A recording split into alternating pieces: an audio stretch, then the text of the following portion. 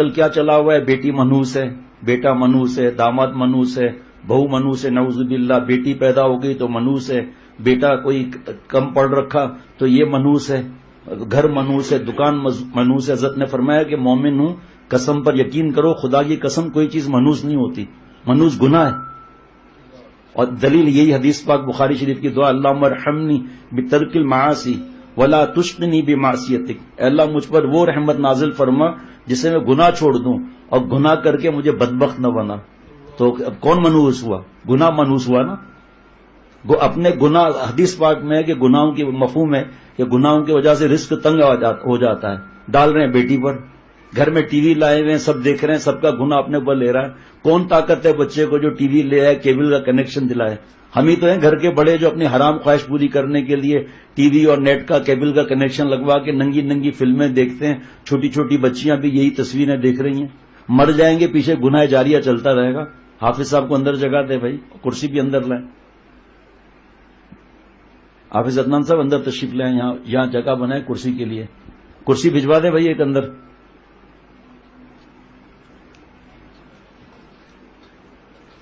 تو یہ وعلیکم السلام، یہ ہے اصل، یہاں لے آئے اندر، کرسی اس طرف لے آئے، لے لو بھائی کرسی، جزاک اللہ، شاباش۔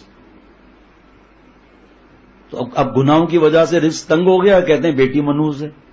جب دیکھو عاملوں کے بعد بیٹھے ہوئے ہیں، جو تکلیف ہوگی سیدھا وہاں بھاگیں گے۔ ہمارے پیارے شیخ العرب والعجم عارف باللہ حضرت مولانا شاکر محمد اختر صاحب رحمۃ اللہ علیہ کا 89 کا بنگلہ دیش کا بیان ہے۔ شیخ العرب والعجم حضرت والا فرماتے تھے میاں گناہ منحوس ہے، اور اللہ تعالیٰ نے نعوذ باللہ عاملوں کو پاور دے دیا ہے، فرمایا عاملین کو چھوڑو، کاملین کے پاس آؤ۔ جس کے پاس اللہ نے جانے کا حکم دیا ہے، کونوا مع الصادقین، اللہ نے عاملین کے پاس جانے کا حکم نہیں دیا۔ اگر ان کا کوئی پاور ہوتا، خدا نہ خواستہ صحابہ رضوان اللہ علیہم اجمعین کے گلوں میں 25 تعویذ ہوتے، لیکن کوئی ثابت ہے؟ ان کے پاس سب سے بڑا تعویذ تقویٰ کا، اللہ کی رضا کا اور حضور صلی اللہ علیہ وسلم خوشیوں کے تعویذ تھا، جو سب تعویذوں سے بڑھ کر ہے۔ اب یہ چیز نظر نہیں آتی، میڈیا کے غلام بنے ہوئے ہیں، جو میڈیا کہتے نعوذ باللہ اسی کو دین سمجھا ہوا ہے۔ بھئی قرآن پاک سے بڑھ کر کیا ہے؟ حدیث پاک سے بڑھ کر کیا ہے؟ تو قرآن پاک نے تو کہا کہ اطیعوا اللہ و اطیعوا الرسول، اللہ کی اطاعت، نبی صلی اللہ علیہ وسلم کی اطاعت۔ پھر نبی صلی اللہ علیہ وسلم کا فرمان عالی شان تو ہے، یہ کام کرو یہ نہ کرو، تو حدیث پاک کی اطاعت ہوئی یا نہیں ہوئی؟ اسی میں تو حضور صلی اللہ علیہ وسلم فرما رہے ہیں میرے صحابہ ستاروں کے مانند ہیں، جس کی اقتداء کرو گے ہدایت پا جاؤ گے۔ پھر صحابہ رضوان اللہ علیہ مجمعین کے ملفوظات دیکھ لیں کہ نیک لوگوں کے ساتھ رہو، یہ ایسی گڑبڑ نہ کرو، اخلاق اچھے رکھو، تو حضور صلی اللہ علیہ وسلم خود ہی تو فرما رہے ہیں میرے صحابہ کی اطاعت کرو۔ فرما رہے ہیں کہ بنی اسرائیل میں 72 فرقے تھے، میری امت میں 73 فرقے ہوں گے، اے نبی صلی اللہ علیہ وسلم کون حق پر؟ میں، میرے صحابہ رضوان اللہ علیہ مجمعین۔ باقی عقل لڑانے کی ضرورت کیا ہے؟ ہمارے اخلاق دیکھیں، اور آج فجر کی مجلس تھی کہ اپنا عقل لڑا رہے ہیں، فلم اسٹار بنا ہوا ہے جناب آئیڈیل بیٹیوں کا، بیٹوں کا تو چھوڑو، کرکٹر اسٹار بنا ہوا ہے آئیڈیل، حضور صلی اللہ تعالی علیہ وسلم جیسا نہ کوئی تھا، نہ کوئی ہے، نہ کوئی ہوگا۔ اور پھر اللہ نے کیا فرمایا؟ لقد کان لکم فی رسول اللہ اسوۃ حسنہ، میں نے نمونہ بھیج دیا، نہ اس سے زیادہ چاہیے نہ اس سے کم چاہیے۔ اب چھٹی ہو گئی نا۔ ہاں، اور پھر حضور صلی اللہ علیہ وسلم نقل پر بھی قرآن پاک کی آیت آ رہی ہے، قل ان کنتم تحبون اللہ فاتبعونی یحببکم اللہ۔ آپ نبی صلی اللہ تعالی علیہ وسلم فرما دیجئے اگر تم اللہ سے محبت کرتے ہو، آپ فرما دیجئے میری اتباع کرو۔ چھٹی ہو گئی۔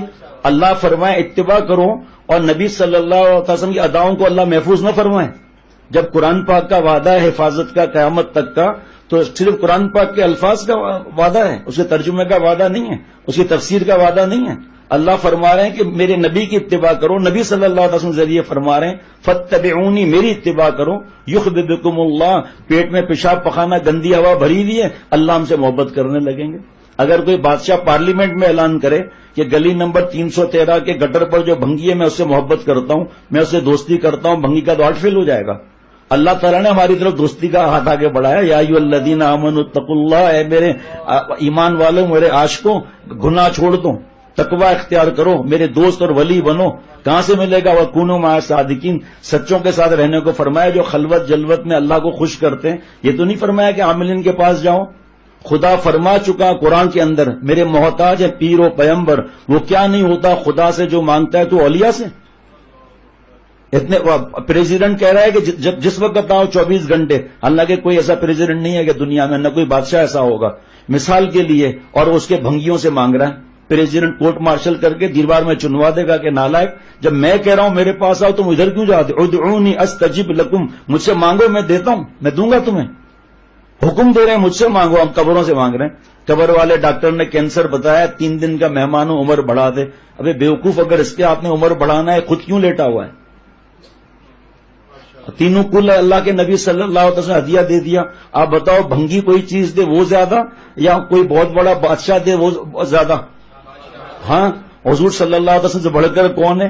فرمایا جو تینوں کل 3 بار صبح و شام پڑھ لے گا، سکون لینا، تینوں کل جو صبح و شام 3 بار پڑھ لے گا، جادو سے، چاہے وہ کالا جادو ہو اس کا باپ ہو، جادو سے، نظر سے، حسد سے اور شر سے حفاظت ہوگی. سن 2000 میں، بھائی آپ کو پتا ہے نا، سن 2000 میں اس پہ فالج گرا تھا حضرت پر. بڑے بڑے عاملین ایماندار اہل حق کے آپ پر جادو ہوا ہے، ہم آپ کا جادو اتاریں گے، قمیض دے دیں، یہ دے دیں، وہ دے دیں. حضرت نے فرمایا یہ بتاؤ فیصلے کہاں سے آتے ہیں؟ یہ آیت پڑھی، حسبی اللہ لا الہ الا ہو علیہ توکلت وہو رب العرش العظیم. فرمایا فیصلے کہاں سے آتے ہیں؟ ہاں. فرمایا کہ جادو مخلوق ہے یا خالق ہے؟ حضرت مخلوق ہے. تو مخلوق خالق کے تابع ہے یا مخلوق کا اپنی کوئی طاقت ہے؟ حضرت اللہ تعالی، ظاہری بات ہے مخلوق جو ہے نا خالق کے تابع ہے. فرمایا ہر حکم اللہ کے حکم کے بغیر چلتا ہے کچھ معاملہ؟ نہیں. فرمایا تو اللہ کے حکم سے فالج آیا نا، چاہے جادو ہوا. کہا جی حضرت. فرمایا میں اللہ سے راضی ہوں، اس نے میری کوئی مصلحت چھپی ہوئی ہے. اگر بیماری، غم، دکھ، پریشانی بری ہوتی تو حضور صلی اللہ علیہ وسلم کیوں آتی؟ اب فرعون مردود کو 500 سال عمر ملی، سر کا درد بھی نہیں ہوا، اور حضور صلی اللہ تعالی وسلم آخری 23 برس میں سکون کا 1 گھنٹہ گزارا ہو تو ہم کو آپ بتاؤ. اب نواب ہم بڑھ گئے، ہماری ہر خواہش پوری ہو جائے، اس کے لیے یہ تعویذ، اس کے لیے یہ انگوٹھی، اس کے لیے یہ انگوٹھی. خود حق پر ہے نہیں، دوسروں کو حق کی تعلیم دے رہے ہیں. جب نبی صلی اللہ تعالی حضرت فرماتے ہیں میں حدیث پاک پہ عمل الحمدللہ کرتا ہوں، صبح و شام 3 بار کل پڑھ رہا ہوں، مجھے کوئی عامل کے پاس جانے کی ضرورت نہیں، چاہے عامل یہاں ہے، میں کوئی اپنی چادر اور اپنی قمیص نہیں دوں گا. کتنا انہوں نے کہا، فرمایا قرآن پاک پڑھنا ہے پڑھ کے دم کر لو، میں منع نہیں کرتا ہوں.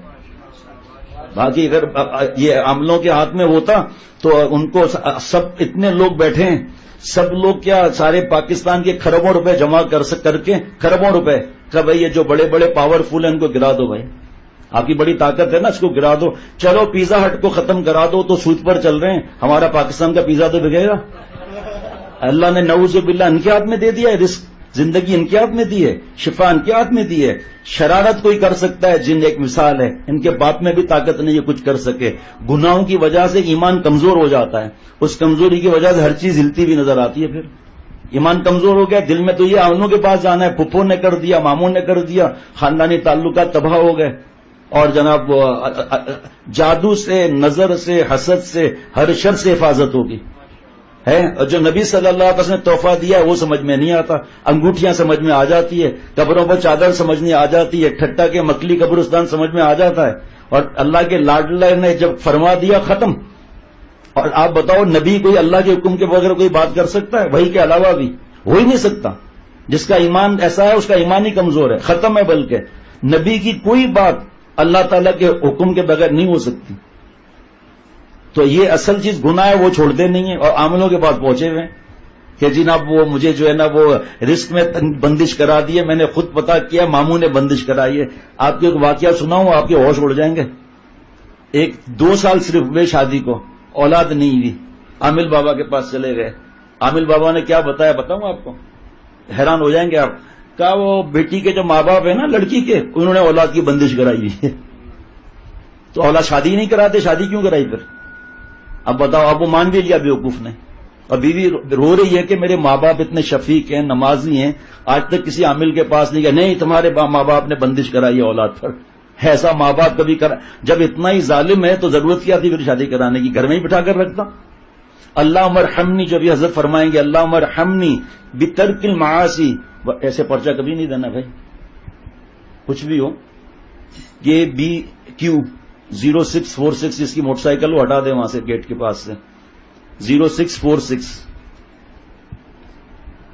نہیں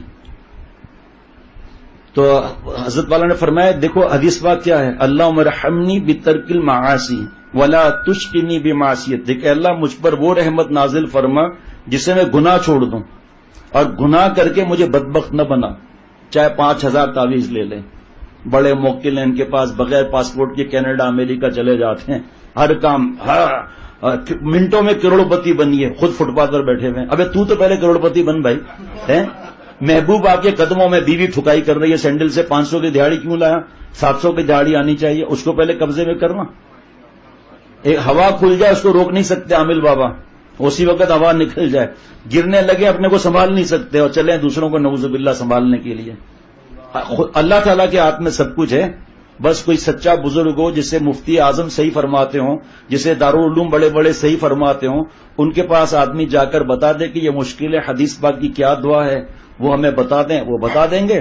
اور سب سے بڑا تعویذ یہ کتاب خیال ختم ہو گئی ہے، تقویٰ کے انعامات، گناہ نہ کرنے کے انعامات کے آپ دیکھ لیں۔ اب صرف 3 انعامات بتاؤں گا قرآن پاک کے، صرف 3 آپ بتائیں، کسی عامل کے پاس جانے کی ضرورت ہوگی؟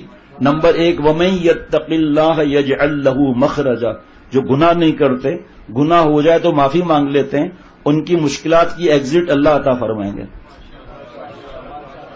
وَيَرْزُقْهُ مِنْ حَيْثُ لَا يَحْتَسِبُ، رزق وہاں سے دیں گے جہاں سے گمان بھی نہیں ہوگا۔ 1 لاکھ تعویذ آ جائیں، ان کے باپ آ جائیں، سارے دنیا تعویذ کر لے، اللہ کا وعدہ ہے متقی کو رزق وہاں سے دوں گا جہاں سے گمان بھی نہیں ہوگا۔ تعویذ کا باپ بھی کیا کر سکتا ہے؟ وَمَن يَتَّقِ اللَّهَ يَجْعَل لَّهُ مِنْ أَمْرِهِ يُسْرًا، کام اس کے آسان اللہ بنائیں گے۔ اور کیا چاہیے؟ إِنَّ أَكْرَمَكُمْ عِندَ اللَّهِ أَتْقَاكُمْ، اللہ اسے عزتیں عطا فرمائیں گے۔